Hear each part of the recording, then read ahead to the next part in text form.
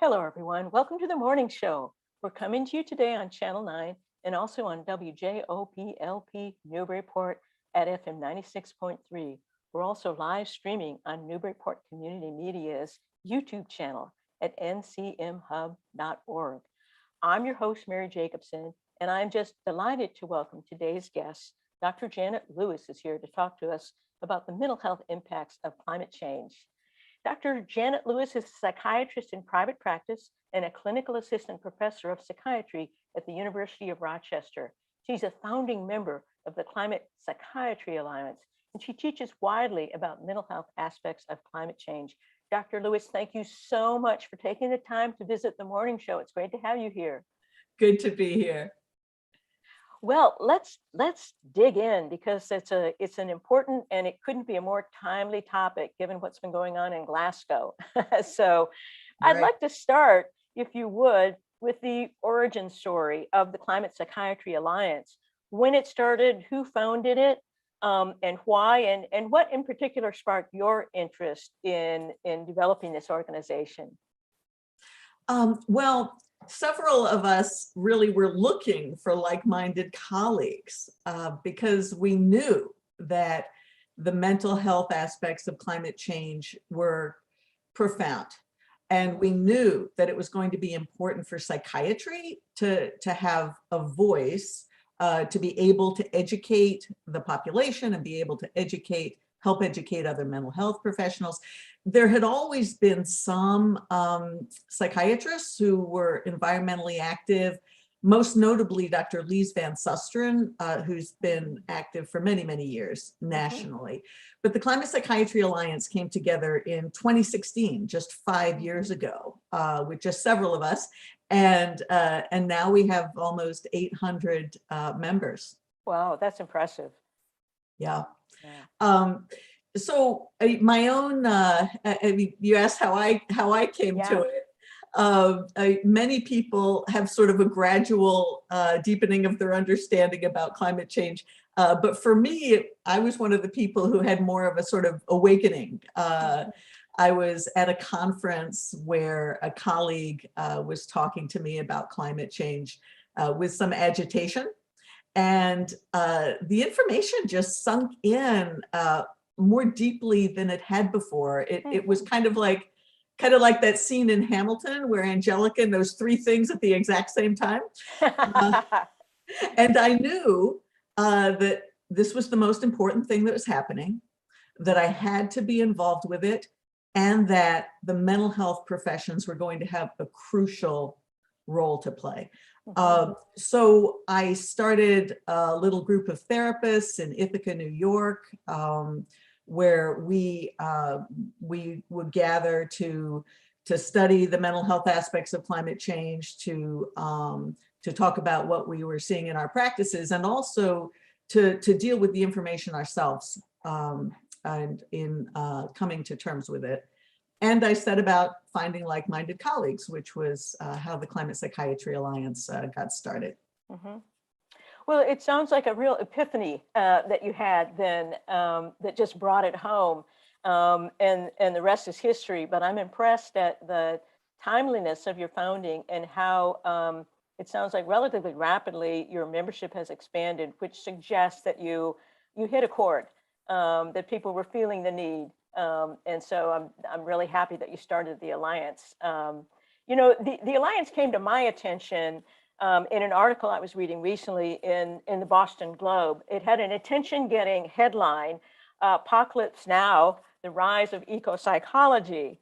And the author spoke about living near a raging wildfire in California and how she was taking comfort in discovering that there was a relatively new vocabulary to describe the mental health impacts of ecological disasters, because she was living right next to one. And I know sometimes I've seen the phrase psychoterapeutic syndromes and some of the words I've seen, and one she cited as helpful to her was eco-anxiety, climate grief, climate distress, pre-traumatic stress disorder, which is an interesting phrase. So, Dr. Lewis, how important do you think it is to have distinct names for these climate-related impacts, and why? Well, they often get all lumped together. You will see a lot of writing that's about, say, climate anxiety or eco-anxiety, but it is useful to have these distinct descriptions for two reasons. One is that part of the way we all process our experience is by putting words to things. Yeah. So when we're able to do that, when we're able to put words to what we're experiencing, that helps us process it. It helps us get enough distance from it to be able to think more clearly and make choices. And the other reason is that we need to be researching these particular ways that people are experiencing climate change so that we can be in a better position to help people. I mean, it's important to understand that the vast majority of these emotional reactions are not mental illness, Right. but still the mental health professions can be and already are starting to help people come to terms with these reactions. And different people do have distinct experiences based upon their circumstances, based upon other things they've been through. So it is important to understand as much as we can in order to be able to help. Yeah, what you say, language is powerful and very important. And I think having names for things is, as you very nicely just put it, how we process our experience. And so to be able to demarcate an experience gives us a handle on it, and then sets us up, as you point out, to be able to study it. And I think also to be able to begin coping with it. And as the author of this article I was describing, it clearly made her feel like she was part of a community then of people. If you name something, then it opens you up to the experiences of other people who will go, yes, I'm having extreme eco-anxiety as well. And so thank you for that, Dr. Lewis. That's Right. a kind of highlights many distinct reasons why it's important to be able to have a language to talk about these distinct impacts. One of the words that I've also come across that was deliberately a newly coined term was the word solastalgia. I think I'm saying it correctly. Correct me if not.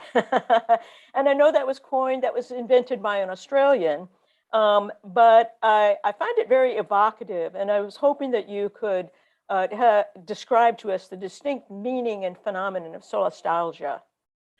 Yes, yes. Solastalgia, it was coined by Glenn Albrecht. Actually, he's a philosopher. Ah, But it does have a research base. There's evidence supporting the existence of solastalgia. The word combines the Latin word for comfort with the Greek word for pain. And it describes the experience of kind of a nostalgia while still at home, because the homesickness while still at home, because the landscape has changed. And we've probably all had bits of this experience when a cherished place has changed. One study that really highlights the existence of this is a classic study done by Renee Lertzman, who's a real groundbreaking psychologist in this area. She interviewed residents of the Great Lakes region, people who weren't particularly environmentally active, but what she documented in their description of their relationship with their land was a kind of grief that was aborted. A grief that they weren't able to process, come to terms with enough to put words to. And interestingly, she titled that paper about that study, "The Myth of Apathy."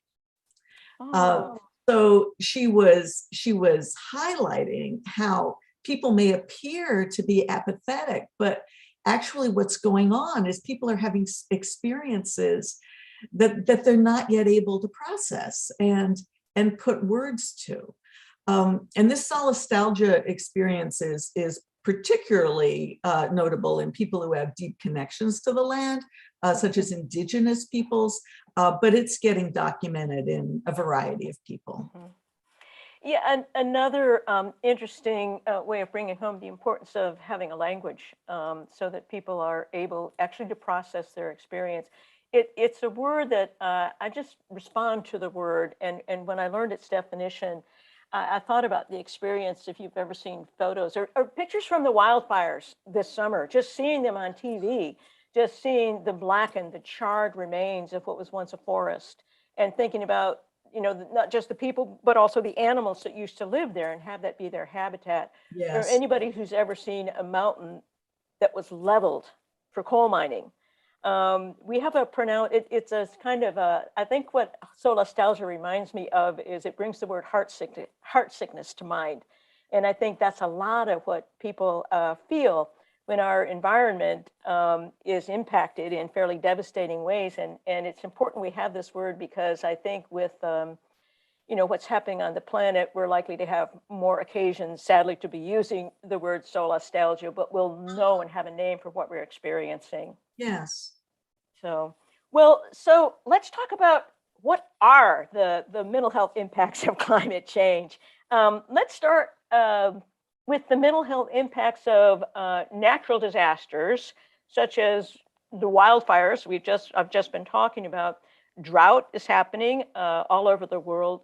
Floods with hurricanes and frequently more intense storms, which of course bring power outages and disruptions in the supply of clean water. So what have your observations been about the mental health impacts of these types of natural disasters? Yes. Well, you named them, listed them. These disasters are known to bring PTSD, post-traumatic stress disorder. Now, rates of PTSD following disaster vary widely, but they're often as high as 30%. I mean, 30% of the people going through the disaster getting PTSD. And disasters also bring depression, anxiety, higher rates of these things, higher rates of substance abuse, higher rates of domestic violence. And if the disaster is a heat wave, we know that extreme heat is associated with higher rates of suicide and higher rates of violence. Actually, the most deadly disasters right now are heat waves, people dying in heat waves. And so there are also all of these indirect effects of disasters too, because with disasters come breakdowns in infrastructure and services, and people can lose their livelihoods. And so there are many both direct and indirect effects of disasters. One thing I didn't mention when you asked me about my own interest in this, I think my awakening was kind of primed because I've been through disasters. I've had my house burned down. That wasn't It wasn't from a wildfire, that was from an electrical problem. But I've also nonetheless pretty devastating. I've experienced flooding and I've been in a hurricane.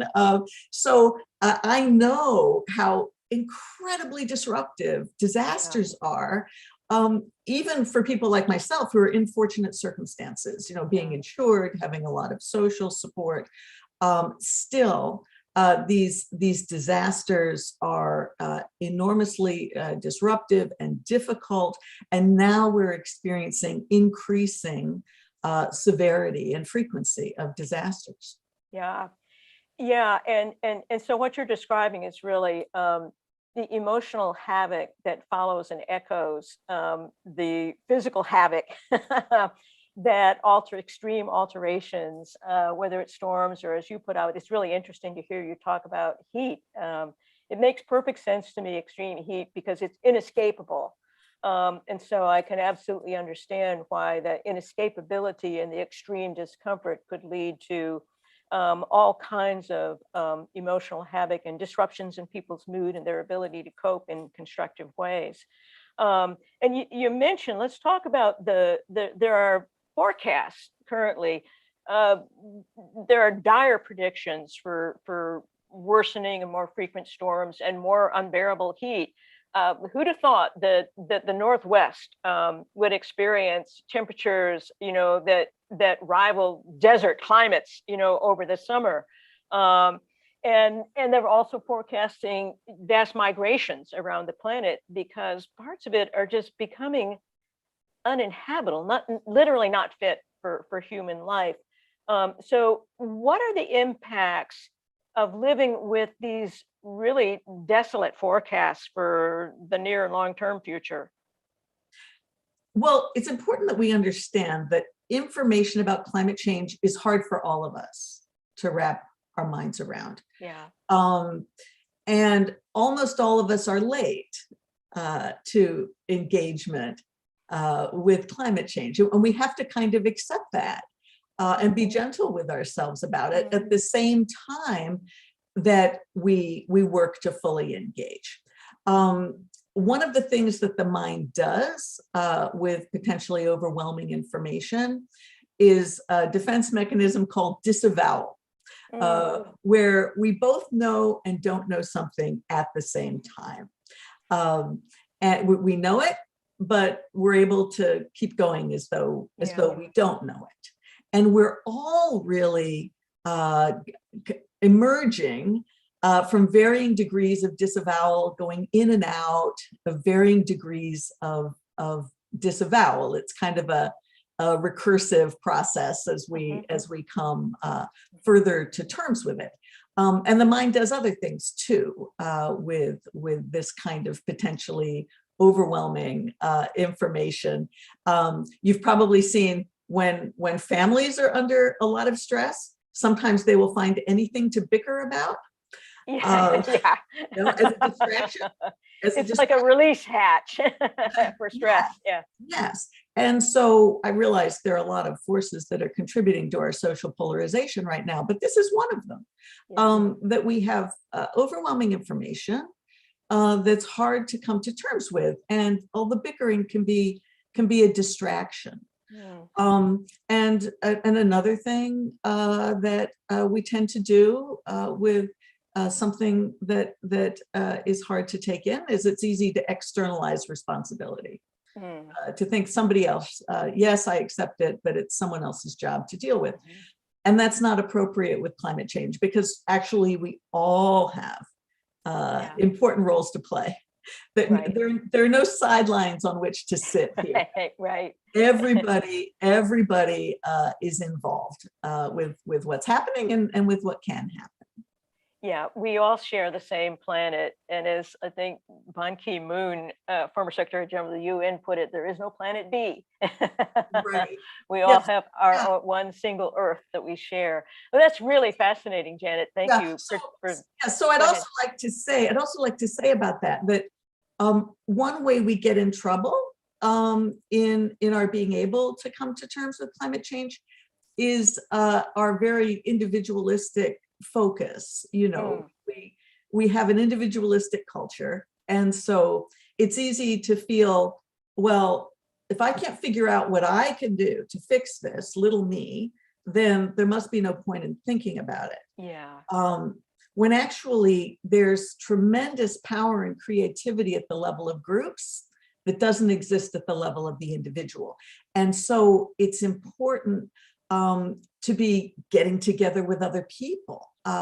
There are climate-oriented groups in every religious denomination, in all sorts of professions. I mean, it's not so hard to find other people who have a similar interest, you know, whatever is heartbreaking for them in particular, or wherever your skills and spheres of influence are.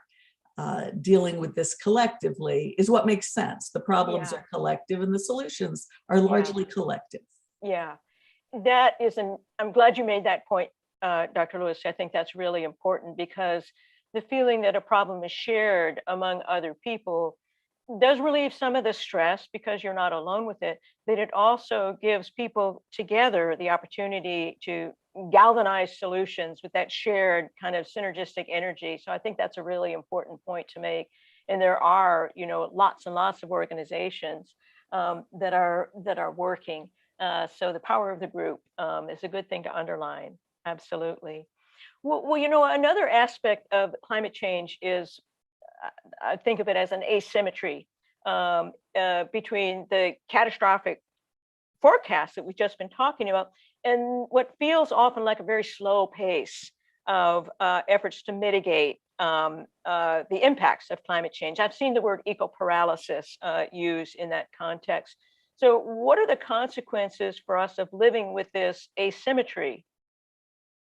Well, what you're describing gets called cognitive dissonance. Mm, There are these, we know that big changes are urgently needed. And we also know that we're living our lives in these systems where we're embedded in practices that are damaging to the yeah. planet, the fossil fuel, animal agriculture. Cows put out methane both ends, actually. So Yeah. animal agriculture is also an issue. So we know that change is not happening, even though as fast as we would want it to be, and that the situation is urgent. We know these things. You'll see some places talk that human beings just aren't wired to deal with climate change, and it's really important that we not go along with that idea. Human beings have made big changes rapidly, are capable of making big changes rapidly. When you think about how this country geared up for World War II, it was very fast. When you look at how new technologies often come in and completely change our lives in short order, it's clear that people are capable of responding quickly. And oftentimes, change happens slowly until it happens all at once. Yeah. A quantum effect kind of. They're kind of social tipping points. Yeah. So yes, we have to experience this cognitive dissonance. That's real. But we can also know that that doesn't mean things are hopeless. Well, those are excellent points. Personally, thank you for that. Because, you know, it can be easy to forget some of that history, but you make an excellent point about the gear up for World War II. It was fast and incredibly effective. And sometimes we, in the middle of what feels like an unresolvable crisis, can forget that there are quantum leaps at times when the energy comes together and the time is right. And then things kind of slide into place and in a different order. And so that's really encouraging. Thank you for reminding me about that, Dr. Lewis. Well, one thing I'm curious about is whether there are generational differences in the impacts. Do mental health impacts show up in younger generations more intensely or more often or in different ways? They, after all, are the ones who are going to inherit a less habitable planet. And I'm particularly curious whether, they have a lot of anger at us who have perhaps been, it's great to have you were very eloquent about disavowal, and I totally understand that, but they're the ones who are going to inherit our results of our disavowal. So I'm curious to find out what your observations have been about generational differences. Well, yes, it does appear as though younger people are both more worried about climate change, and they're more vulnerable to the effects of climate change. Not only because they're going to be living longer on this earth, but also because, particularly for children, their brains and minds are still developing. So, for instance, there's a study showing that if someone goes through a natural disaster before the age of 5, they're more likely to have an anxiety disorder in adulthood. So children, young people are more vulnerable. And so here I want to mention a lovely little book that I had did some consultation with. It's called Coco's Fire, COCO. It's a book for parents and teachers for children about ages 7 and 8, about a little squirrel who heard about wildfires and heard about climate change and is anxious about it, and what the squirrel's father does in helping to turn from fear toward hopeful kinds of engagement.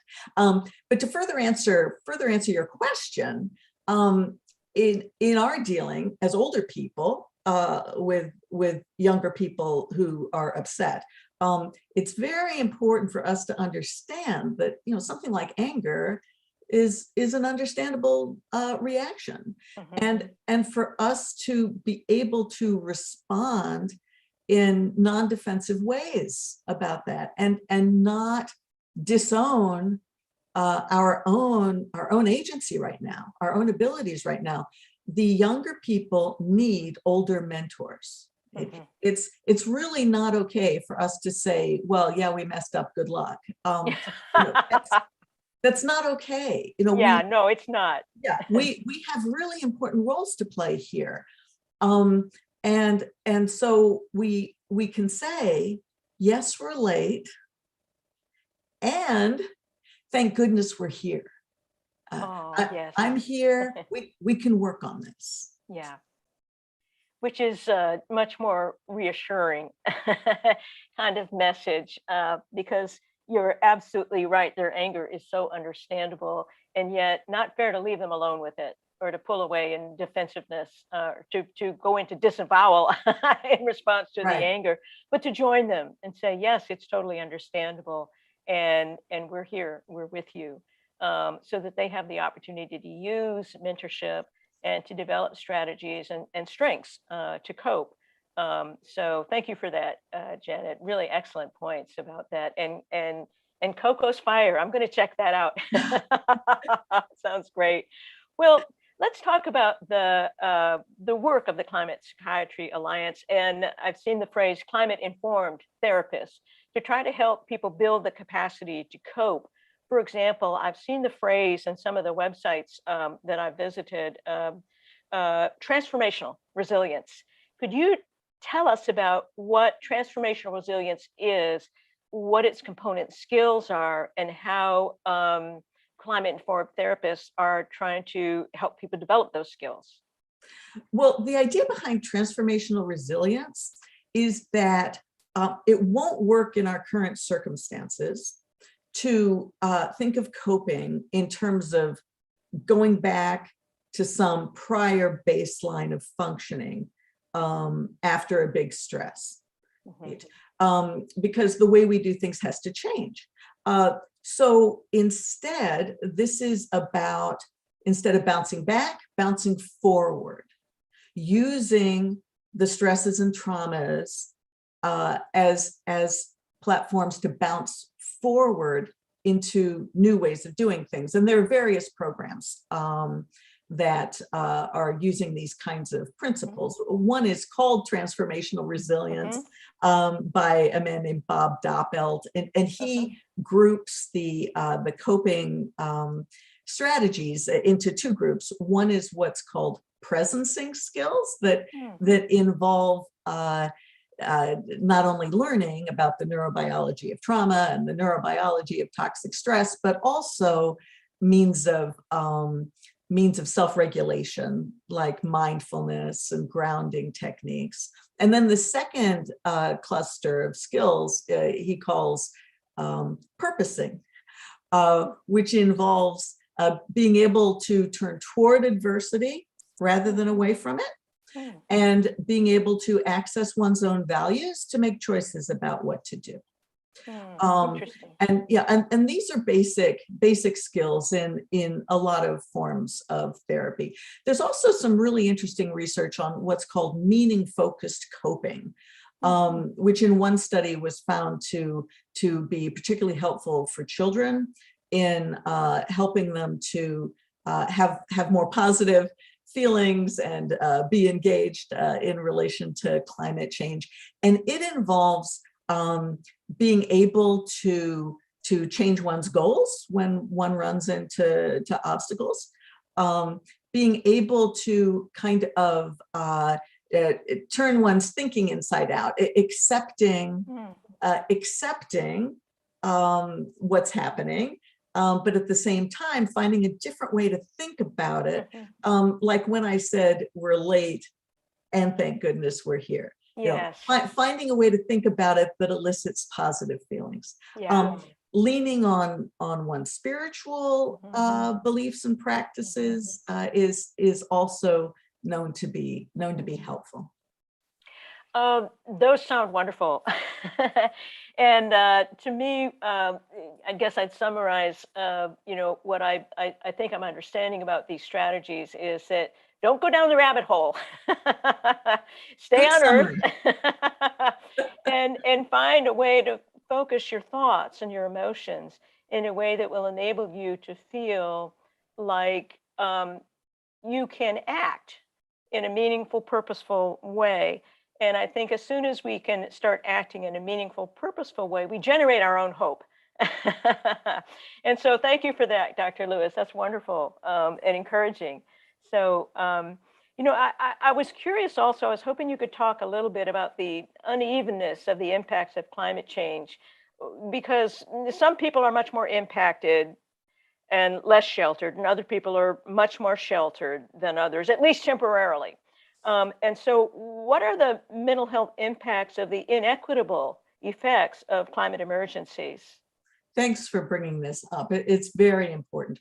Those who are in already disadvantaged positions are getting impacted first and worst by climate change. For instance, people with less financial means are often the ones living in floodplains, are often the ones who are uninsured.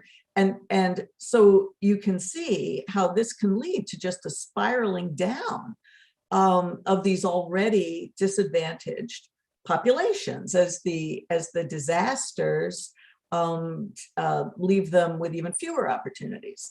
And so this is a justice issue, but it's also a practical issue. I mean, even if someone doesn't happen to care about justice, it's a practical issue at the level of our society. A society is not going to work well if more and more people are getting in these more and more disadvantaged situations. And so looking particularly at how these disadvantaged populations can be helped to deal with climate change is an important part of any public policy. Yeah, absolutely. Yeah. And an issue that if we want to heal the polarization that you referenced earlier, in order to come together, it makes total sense that we all think about, I guess you could use the phrase climate justice, and because climate justice means evening out the impact and also taking responsibility as a shared species, sharing the planet. So those are great points that you make. I wanted to ask you a little bit more about the Climate Psychiatry Alliance and the impact that you hope to have. Do you anticipate that as the Alliance, I'm sure, will continue to expand its membership and hopefully its influence? What are your hopes for the impact that you can have going forward? Well, I'm expecting the Climate Psychiatry Alliance to continue to have increasing impact. And here I would be remiss if I didn't mention the Climate Psychiatry Alliance is a charitable organization. You can make tax-deductible contributions at www.climatepsychiatry.org. But we've become one of the go-to organizations for media and for climate-related mental health education, both within the professions and in the public. We have many projects ongoing, including projects allying with other climate mental health organizations and medical organizations. Things are moving on the ground very quickly. And we put this organization together in order to, outside of all other organizations, in order to be able to function nimbly, because we knew things would be moving very quickly on the ground. And so we're well positioned to do that. And it's still an increasingly crucial mission. Absolutely. Well, I'm glad you're out there, and we'll repeat that website at the very end. Thank you. Dr. Lewis, personally, are you optimistic? If so, what makes you feel most hopeful and why? And if not, how do you cope? Well, I'm kind of glad you asked the question in that way, because it brings up that we do tend to think that either you're optimistic or you have to figure out ways to cope with difficult things. When actually both are true at the same time, that there are sources of quite meaningful hope, and we have to learn, all of us have to learn how to cope with difficult, even heartbreaking information and circumstances, because this is reality, and so this both and thinking is really essential here. For me, I tend to take a lot of hope in kind of 10,000 foot view, big picture ways of thinking.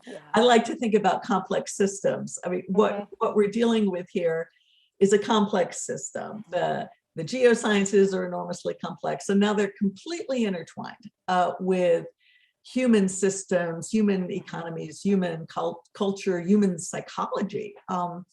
And what happens in complex systems is complex systems are capable of getting to new ways of working, new patterns that can work. In biologic systems, that's called evolution, but it happens in social systems and other kinds of complex systems too. So that capacity of large systems to do that is a source of hope for me. And what's known is that when complex systems undergo that kind of self-organization, that kind of emergence, it's not possible to know exactly what all the features are going to be of that new way of operating. So we have to accept a certain amount of uncertainty. And another characteristic of complex systems is what's called the butterfly effect, where sometimes a lot of input makes no difference, but sometimes a very small input makes an enormous difference. And so there's no way of knowing what effects, what huge effects one's own influence, one's own actions might have. And also the fact that there is increasing awareness, increasing involvement in almost all sectors is a real source of hope for me. In terms of coping, all the things I mentioned are important. Being able to accept uncertainty, being able to work with other people, being able to have a lot of this both and thinking, being able to lean on your own spirituality, being able to adjust your goals when you run into roadblocks, and being able to focus on what you are doing. These are the things that really help with coping. What we're dealing with is an extremely serious and at times heartbreaking situation. And because of that, what we do now is really important. We've got an opportunity here to be doing things that are really important. And that's the way that I think about it. Well, that is a very inspiring way to think about, and thank you for that. I think the Climate Psychiatry Alliance is probably a butterfly, given that you grew from 5 to 800 fairly quickly. That suggests a butterfly wing flapping and having an impact. And I certainly hope that that your influence will continue to spread. You're a wonderful spokesperson for the Alliance, Dr. Lewis, and I can't thank you enough for coming on the show this morning to share what strikes me as a very pragmatic and compassionate and also very, very wise perspective on these really important issues and the opportunity that we all have to face them head on and then deal with them and as we've been saying, create our own hope and have our own impact. So I want to just repeat the name of the book, Coco's Fire, that you mentioned, because I'm sure people are going to be interested. Anybody with kids is going to want to look that book up. And if people want more information about the Alliance or other resources you think would be helpful for people to have, please go ahead and would you repeat that website for the Alliance? www.climatepsychiatry.org. There are resources on the website, including very practical ones like about dealing with heat stress, and also information about ways to get involved. Right. Wonderful. Thank you so much, Dr. Lewis. I've just loved talking to you, and I've learned so much, and I feel better. Good. Good. So thank you very much. It's been an honor and a real privilege to have you on the show. I appreciate you taking the time. Thanks for having me. Well, that's it for today, everybody. Thanks for being with us this morning, and I hope you'll join us next Thursday at 9 on Channel 9 for the morning show. If you missed any part of today's show, it'll be available for viewing on Port Media's YouTube channel playlist for the morning show at ncmhub.org. Each show will also air on WJOP FM 96.3 on Friday at 8 a.m. and then again the following Tuesday at 4 p.m. and Wednesday at 3 p.m. and will also be available as a podcast on the SoundCloud. Just go to ncmhub.org and click on the cloud in the upper right-hand corner, then scroll down. Thanks again, Dr. Lewis. Farewell. Thank you.